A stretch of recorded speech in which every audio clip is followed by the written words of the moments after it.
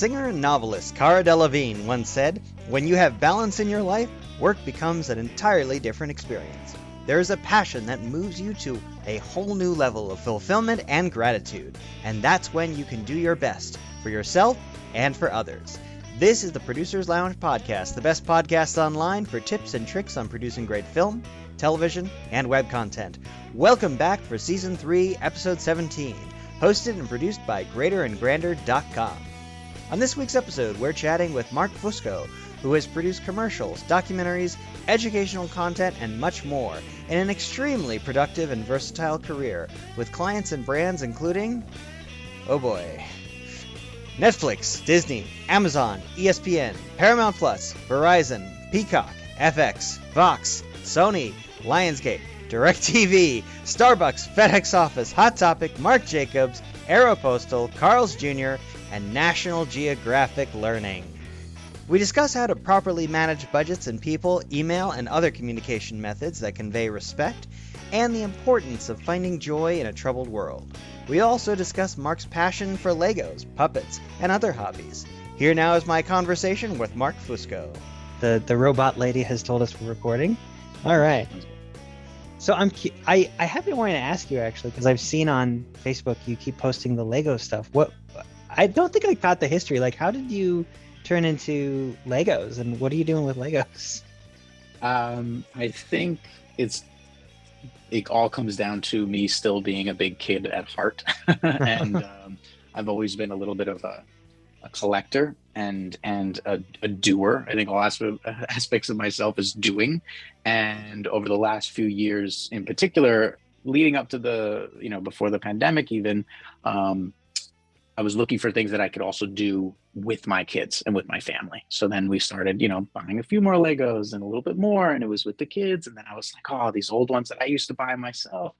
And then, especially when the pandemic hit, it just exploded. And both the combination of my addiction to collecting them, as well as I think the therapeutic aspect of them. Like for me, it's my way to be creative. It's my way to just sort of zone out and to step away from everything else that's going on. I mean, my evenings are finally unwinding, break open a new set, start building. I appreciate it. I go slow. And as you can see, everyone sees when I'm on, or for those of you who cannot see right now, but my office, it looks like a kid's playroom. But this is actually all my Legos. They have walls and walls and shelves. I even installed a shelving across my ceiling, and it has a train track that goes all around. So it's something. I haven't seen that. That's amazing. I want to see the train tracks, man. That's awesome. I think my next step is I have to commit some time to more of the filming and the photography of it. I want to, I enjoy it. But as you know, especially with social media, and you see other enthusiasts in some sort of form, you see them and you go, oh no, imposter syndrome. I can't live up to that. I can't build or take pictures or do this. But I think you also need to just go out there and go for it. And then for me, it's been a little bit of that. I do something fun, share it with the world, share it with myself, and that's about it.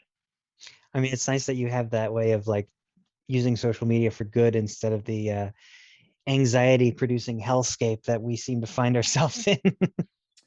It is very much, I really try to keep things around me that just bring me joy.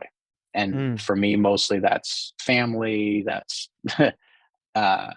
kids, and like entertainment and educational stuff, and Legos, basically. Legos and comics. I would say I'm kind of a diehard comic Marvel fan in particular. And any ways that I can enjoy that is fun. So that is awesome. I know I've been trying to do that more. And I don't know if you saw on social media, but I went to try and like find my bliss. I actually went to Paris for about a month, and I'm going to cut this part out because I didn't tell my work I was going. And so I was, I was telecommuting from there without them knowing. And I've just go there, be in Paris, just enjoy Parisian art life.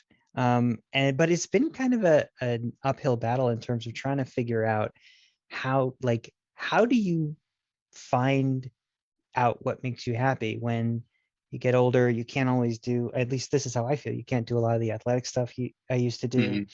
and like trying to figure out what hobbies actually bring me joy versus like what was I just doing to pass the time, you know? So It's a I think it's a large dilemma for a lot of people, and not just, I yeah. think, individuals like, that are around our age, where we're Mhm. getting deeper into our professional careers. We might be Mhm. deeper into, having families, starting families. um, in being able to find those passions. And passions can be hobbies, passions can be anything.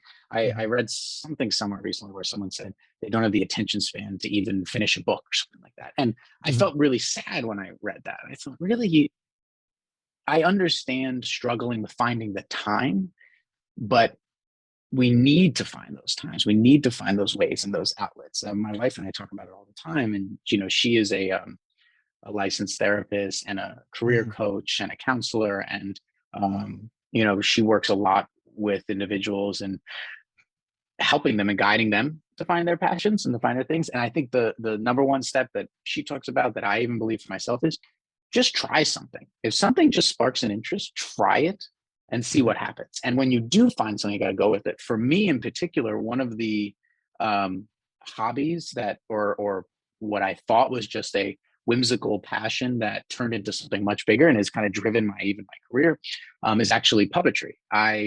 About um, 6, 7 years ago, my wife actually, as a birthday gift, signed me up for a 1 day puppet building class. She's like, "You love the Muppets, you love kids stuff.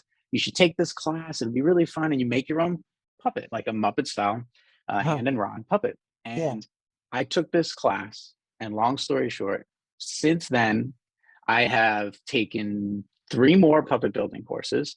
I took a whole year of puppetry classes for, specifically for film, for camera. Uh-huh. I have driven and done development in puppetry storylines and film, and some TV shows and web series. I've was in a music video recently as a puppeteer. I've now, like, just gone full fledged into it. It's still a small little side of what I do when it comes to a career, but it's a passion for me. And every day I think about, like, what could I do? When can I do it? How can I do it? And it's easy to look at those moments of, oh no, I got nothing. I don't have time. I don't have energy. I'm exhausted. Work was killing me, doing things. And then I'll drive to go pick up my daughter from school, put on a song on the car, and I'll just hold my hand up and start singing along with it. And that's it. Just even that little outlet makes me feel like I'm not giving up on something that I enjoy. I like doing. It feels like a hobby, and maybe there's opportunities bigger than that. How did I not know this about you? Because I'm also like really deep into puppetry. I mean, not really deep, but like, what was it like? Several years ago, I bought a puppet and I kind of did some YouTube videos as a practice. And same exact thing. I started like creating stories and videos along this, like on a separate channel. But yeah, all just kind of like because I grew up with Jim Henson. Yeah.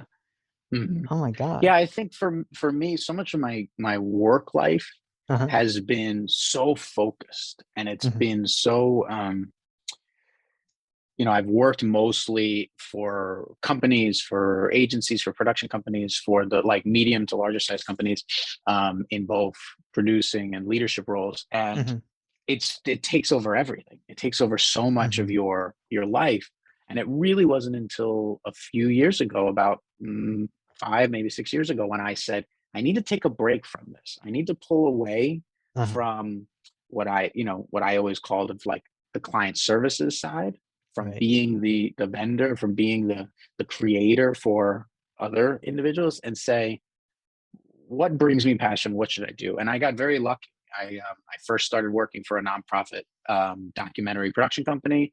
I got Hmm. to really work on some great, like, social justice short films, some series, and some feature films. And And that that was was a Brave great. New Films, right? That was Brave New Films. Yeah, that Yeah. was a great experience. It was really wonderful. I also learned that I'm not very good at such heavy topics for a very long period of time. Mhm. That sort of secondary. Sorry, my dog is interrupting. Go look at that. It's okay. Go, go. Um, that, what they describe as sort of secondary or third degree trauma, or, feeling a lot of heavy stories and very difficult stories. I wasn't able to compartmentalize really well. Right. So it wasn't for me. I loved doing it, and I loved telling stories and doing documentary or docuseries type work, but I couldn't do it for very long. Mhm. But then I got this opportunity. A longtime friend of mine, um, she approached me and she said, you know, our company is growing. We're looking to expand more. And a large part of their business was educational content and educational videos. And this is Grant Larson Productions. And my friend Carly, she's one of the owners of the company. And she said, Mark, what do you think? Can you come? Can you help out? Is there something? I started as a consultant for them, and it immediately turned into a full-time position, and it was the best. I was Oh, around nice. creative people. I was around people that really cared about what they're doing. And I was getting to do what I really was leaning towards, which was telling stories from an educational perspective. How can we educate, everything? I was doing content for high schoolers, middle schoolers, kindergartners, college age kids, all the full gamut. And then the opportunity to bring in things like puppetry, Mhm. other aspects of things was there. They were open to it. They were willing to. So we actually created a really great, and it started to kick off during the beginning of the pandemic when we were all working remote, and we created a pilot series that was all about social emotional learning, two puppet characters talking to each other over Oh, FaceTime. And it nice. was really great. It was really exciting. I think over the last couple of years, people are still really learning what they can do. And there was a lot of bumps in the road with productions during the pandemic, but Mm. it was a great experience. It was really fun. Unfortunately, I'm no longer working with them. They had to downsize and relocate only to the East Coast. They used to be East Coast and West Coast just because of Mhm. the pandemic business. So no longer doing that, but still trying to stay focused. Wherever I can do something fun, that's what I'm trying to do. Nice, nice. Yeah, Now, where did you grow up? I don't remember ever talking with you about sure. that. I grew up in Jackson Heights, New York, which is in Queens. Mhm. I grew up there all the way up to high school, and then we moved outside of the city to Westchester, New York, which is about an Mm. hour outside of the city. Um, and I will always feel like I'm a New Yorker, even though I was doing the math the other day, and I moved to LA on January 1st, 2005. Mm. So it's been a long time now, and just been living in LA. So I feel like you know, I am I don't know, LA. I don't want to say LA native, but as close as you can get without having left. I have two daughters that have both been born here, and Oh, it wow. feels like LA is the place. But I will never give up on New York. All my family's there. New York is still always going to be a little bit in my heart. Nice. And Yeah. when you were growing up in first Jackson Heights and then Westchester, when did you decide that you wanted to go into entertainment in some way? Yeah.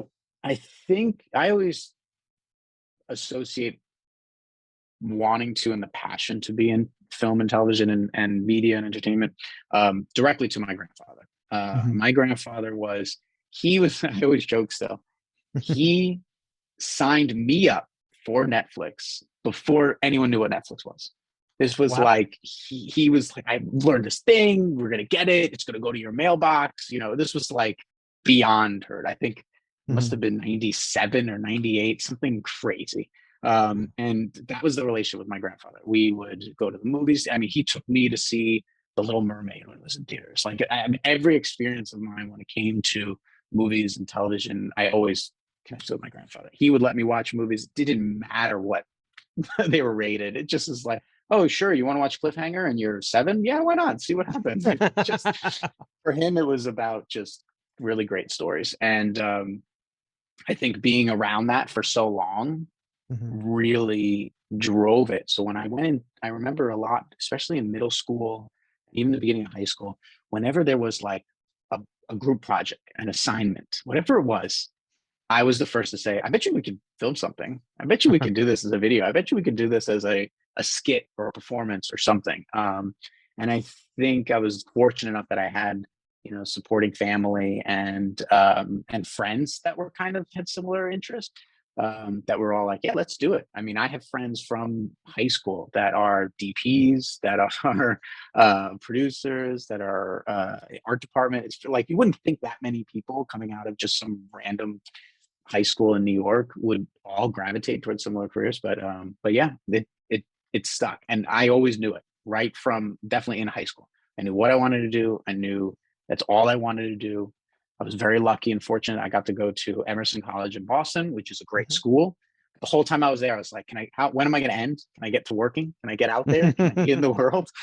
School was wonderful, but I really wanted to just be in it. I'm not I think higher education is a wonderful thing, and it's really great and powerful for so many people. For me, it was about learning other things. I actually was lucky when I was in school. I took art classes, I took writing classes, I took architecture classes. I took everything that I didn't need for film. I actually minored in psychology because I felt like, yeah, we're learning how to film. Once I get on a set, once I start working with people, I'll just learn. I'm going to pick it up and figure it out. I don't need to sit in a classroom to figure that out, but I need to know what I'm going to tell a story about. And if I don't expose myself to more things, I'm just going to be another person telling a story about a wannabe writer or someone trying to make a movie, which I had no care for. So, but it always kept me. And I think I always viewed technology in what was a driving force on where in entertainment I worked. I think when I was younger, I used to always think, oh, I want to be a music video producer and director, because music videos were the thing at the end, like late 90s, early 2000s. That's what we were all thinking. Like, I want to make my videos up on MTV and VH1 or what. I mean, does anyone even know what that is anymore? But that's what we thought. And then technology started shifting. And then the way YouTube existed was different. The cameras themselves. My first feature film that I co-produced and directed, I was 19, and we filmed it on mini DV, like, it was the big deal, HD, mini DV tape. But we didn't have outlets to distribute yet. Like that, the streaming didn't exist and outlets didn't exist. And I feel like we missed it by a mark, like just a couple of years. And then you saw new opportunities for technology. And I said, okay, well, maybe I should learn more about this. Maybe I should do a little bit more of this. And that I think always drove where I went next, keeping in line with where my skills were, but always made that decision. What should I do next? What should I do here? What should I do there? Okay. And then around that time, I remember, 2005, that's around when we met at Arnold Kopelson, at his production company. And you were Anne's assistant at the time, right? Correct. Yeah. Ann Kopelson and Arnold Kopelson had their production company.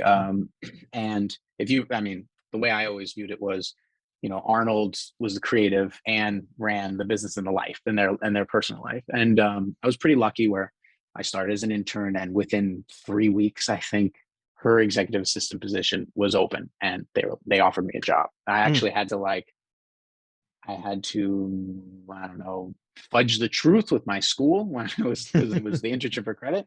They thought I was still interning, but I was actually working full time. But it worked out fine. I remember I had to take vacation days to go to my graduation. Like it was a little crazy, but it was a great start because it was all about development. It was seeing the studio system from a big picture perspective, and also learning really quickly, you got to work really hard here. And I need to take that work ethic wherever I go, but this is not where I want to be. I didn't want to work as in the development world. I knew that wasn't for me. I'm too much of I need to check the box and doer, then let's sit on this for 10 years and then come back to it. I remember there was a script that was getting optioned, and this young writer that was just booming, and everyone was fighting for this concept, and they want to make this feature. It's go, and it was all exciting.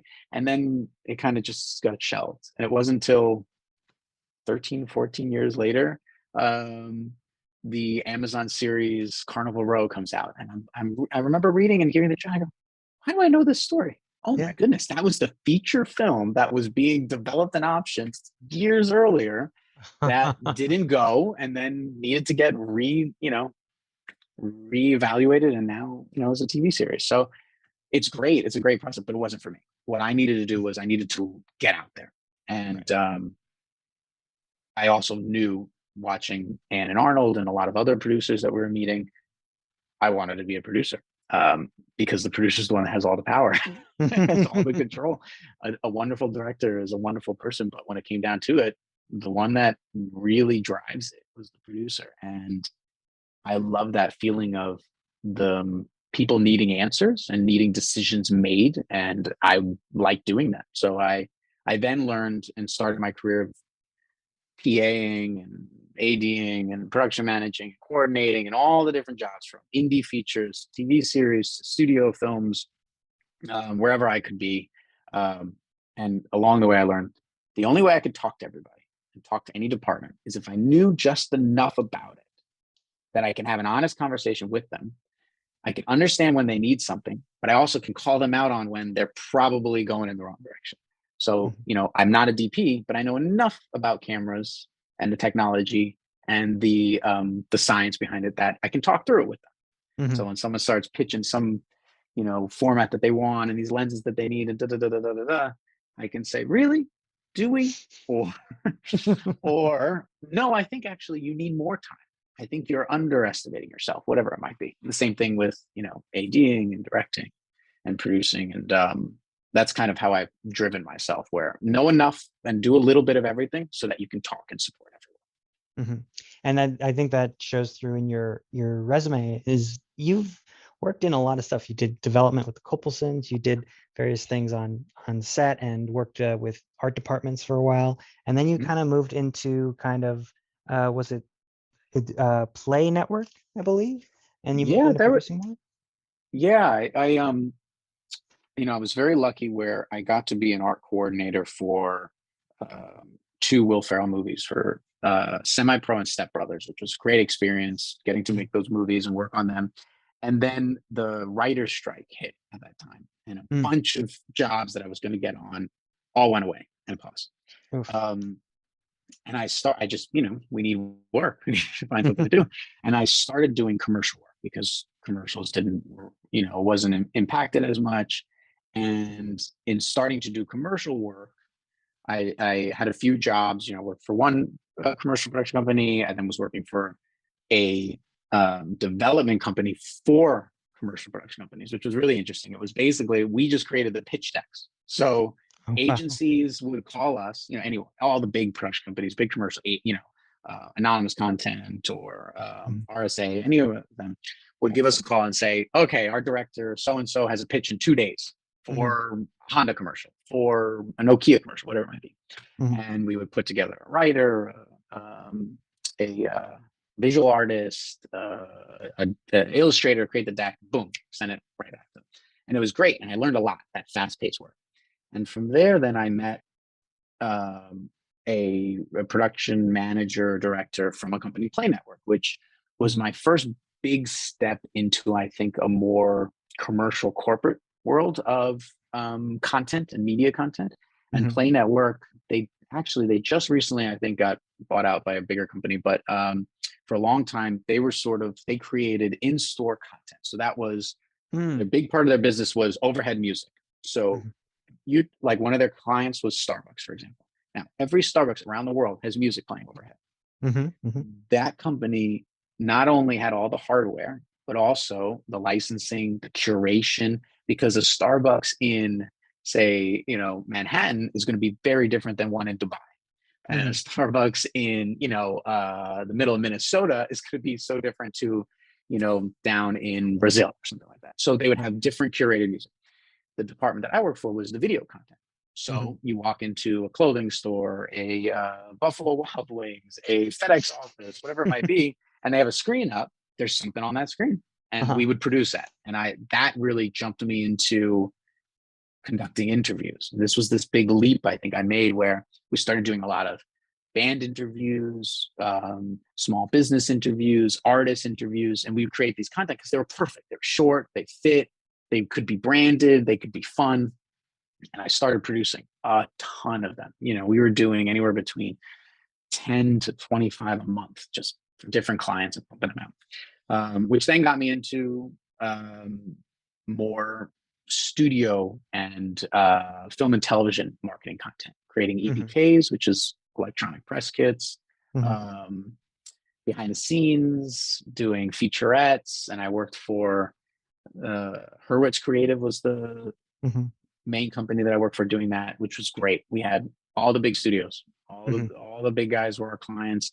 We would have small crews on the sets that were, capturing behind the scenes. We were doing interviews, creating all that content. So it didn't matter, what film, TV show, whatever's coming out, those full kits were what we were producing. And that was great because I really then learned the art form of conducting an interview. And I started taking that along my way and really enjoying doing that. Well, you touched on the interview. I'm curious, what were some of the biggest lessons you learned as far as things that you corrected, what you were doing, and then what you learned not to do or to do in an interview process? I think the number one tactic or trick of conducting an interview that I naturally am the worst at, but learned to do is you just gotta close your mouth and listen. I'm a New York Italian. I don't stop talking. You guys probably, if you're listening to this, just saying, wow, Mark just keeps going on and on. I'm a talker.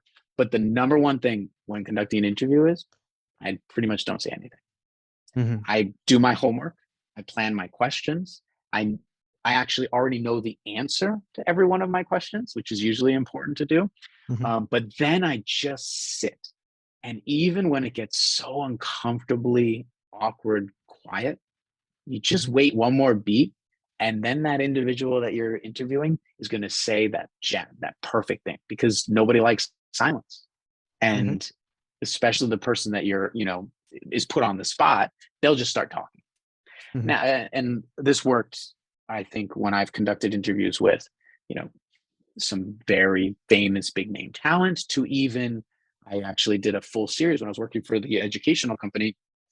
I did a series of 35 videos interviewing National Geographic explorers. So these were, animal behaviorists. These were, aerospace engineers. These were some amazing scientists, just brilliant people doing wonderful projects all around the world. But they're not used to being on camera. They're not used to talking, and they don't always know how to communicate to a different demographic. I was interviewing this archaeologist, and the video itself was actually geared towards sixth graders. So it's how do I make it not just feel like some awkward Jurassic Park-esque interview, and actually make it seem like something really, really interesting. And it was giving them the space to just speak and be uncomfortable. And then they would say the most amazing stories. That's incredible. Hey everyone, quick break here. If you listen to the Producers Lounge podcast, you know I'm obsessed with how stories get made and who gets to make them. That's why I wrote Threads of Imagination, a book about collaborative storytelling and the art of building worlds together. Published by DSTL Arts nonprofit, which supports young BIPOC artists, the book pulls from my own personal history and even from my family history and the tradition of itinerant tribes telling stories around the campfire. Threads of Imagination is a guide to collaborative storytelling and how ideas grow, evolve, and become something bigger when people create together. Whether you're a filmmaker, writer, artist, or just someone who loves the process behind good stories, this book gives you practical tools, creative prompts, and real-world insights to elevate your craft. That's right, Threads of Imagination is full of exercises, behind-the-scenes lessons, and inspiration to help you create with purpose and community. If you're looking to jumpstart your next project or sharpen your storytelling instincts, this is the place to go. You can find Threads of Imagination wherever books are sold online. All right, back to the Producers Lounge podcast. Listening now and realizing it, it comes to life the fact that you really have been in a wide variety of roles in the entertainment industry. Whether it was development with Copelson, educational documentaries, interviewing, producing, and even the corporate world. And I'm curious, in all of those, obviously the number one skill for being in this industry is creativity.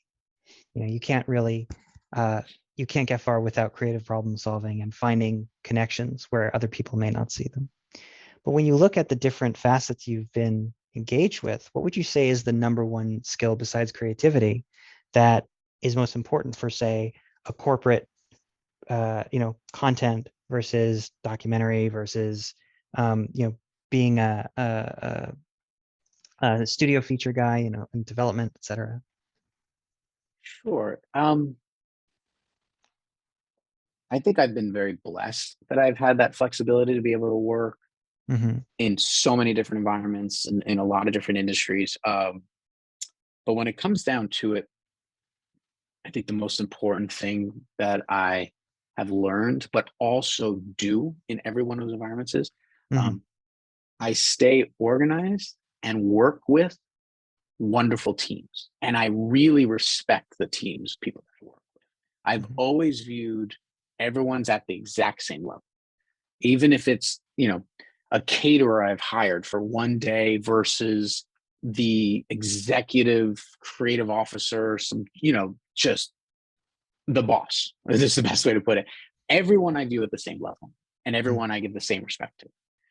And I think once that is established, everything goes smoother and better. And it's hard. It's very difficult. I think the words that you use, how you communicate in emails, it's not just saying very simply, "Oh, you got to stay professional." No, it's not about that. It's actually being able to read the room or read who you're going to be interacting with and say, "How is this person? How can I best help them?"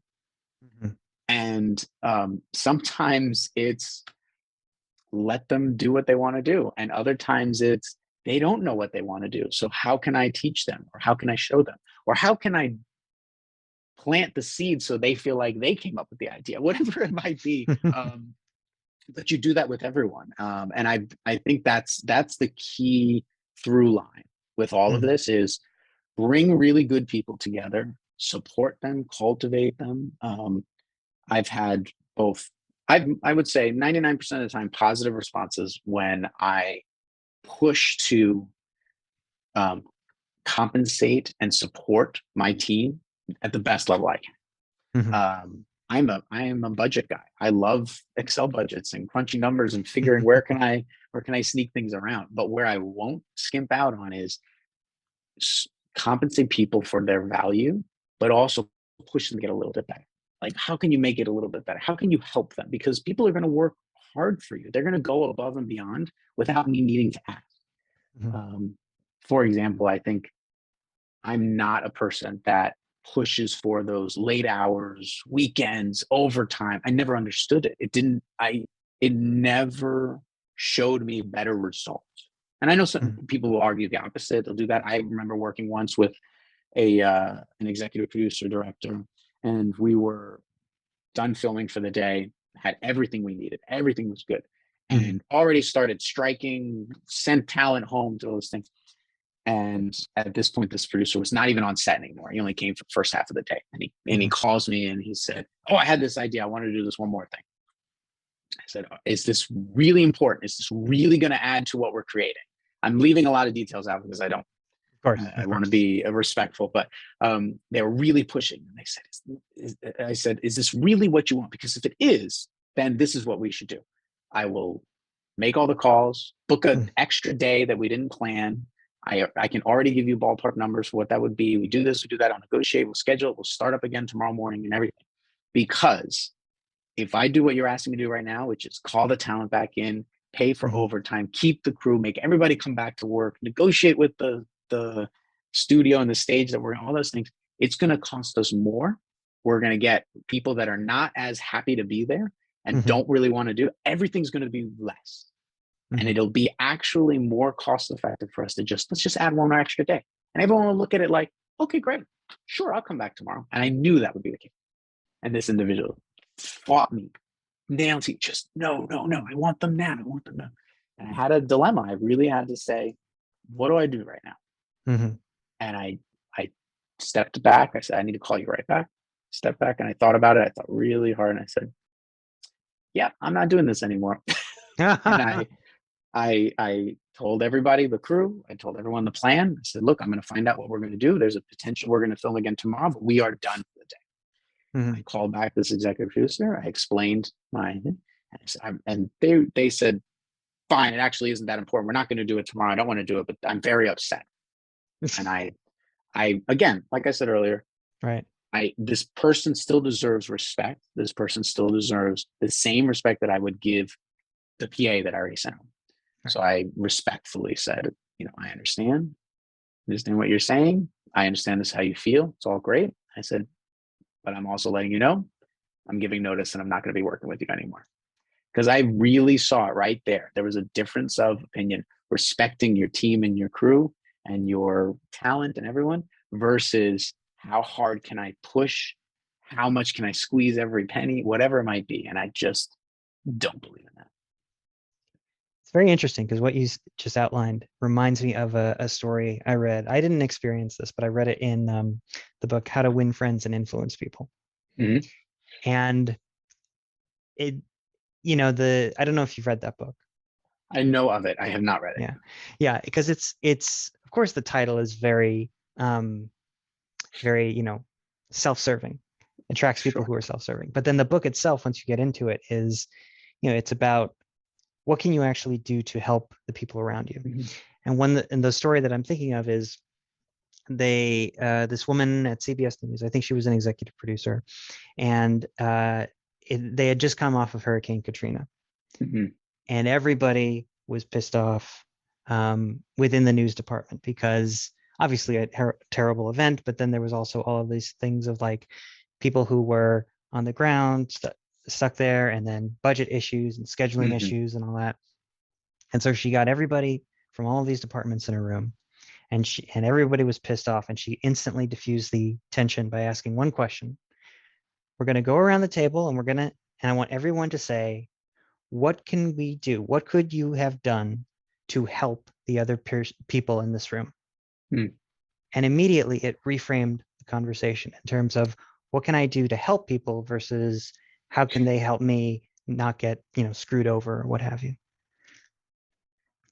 It's a wonderful story because it really shows, and I don't say this in a pessimistic or a negative perspective, but we as human beings, we as social beings, and definitely from our background of being Americans, I think, and culturally about it, but we instinctually are protecting ourselves. Mm-hmm. We're always protecting ourselves. We have this shield up all the time. I think, we're always ready to fight. We're ready to defend ourselves. And I don't know if it's human nature, if it's something else that was created, but we are. And then you throw us into a very competitive industry of entertainment and media, where it felt at times, I don't know about for you, especially when we were younger, you threw a rock and there were 5,000 other people trying to do the exact same thing as you. You're fighting for the job. You're fighting for everything. But like you said, and like the individual in the story brought out, is that if we could just stop for a second and look at it as not how am I going to get screwed over or how am I been wronged, how can I help? It just changes things. It changes things so much. And I think for me instinctually that maybe that transition was easier, and it might have been when I was younger, when I was in high school, when I was through college, I worked at a restaurant. I was a server at restaurants. And you said, I would use the vernacular of course, how can I help you?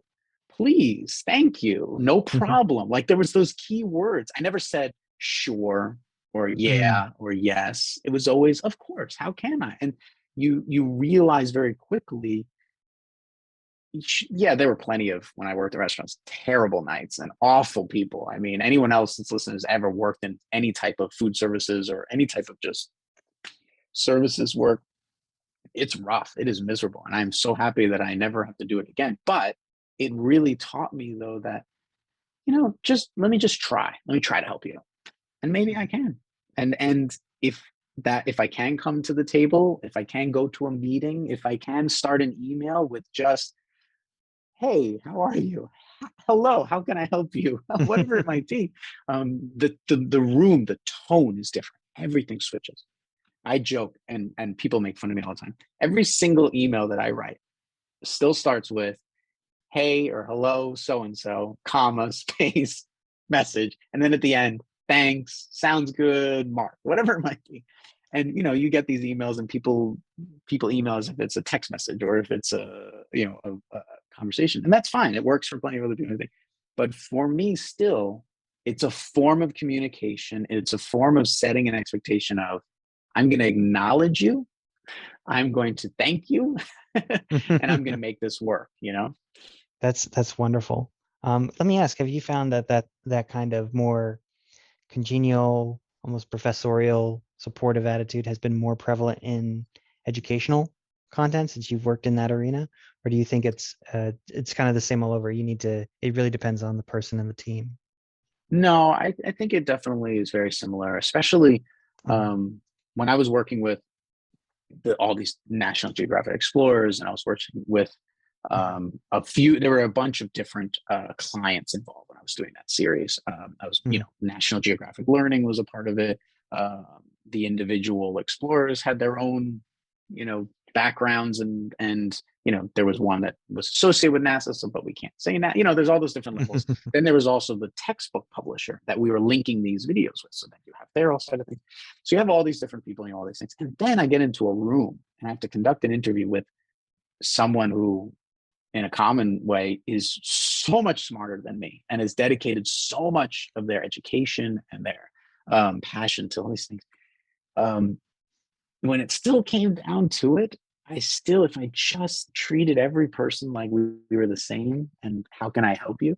It was wonderful, and you got so much out of it. And it did mean, especially with educational, I think, I need to take a step back. I needed to do research in a different way than I would like for a film. Oh, okay. I'm conducting an interview with, we were doing an interview with Brad Pitt about something. Sure, I can Google and look up all the things that I need to know about Brad Pitt or his movies or, that particular film that he was just working on. But that's about all I need to know. I get 5 questions and I get to interview him for one movie. Great, that's it, done. What was your what was the film like? What was your research for preparing for this role? It's da, da, da, da, da. But if I'm interviewing this, I will always remember there was one explorer. She was just amazing. I'm blanking on her name right now, but she focused on preserving culture, and specifically in Polynesian island culture. And it was so amazing listening to her stories. And this was stuff that, it was very hard to research and prepare for, because I'm trying to think about it. She's saying, well, she's preserving culture. Like, how are you doing this? What are you doing?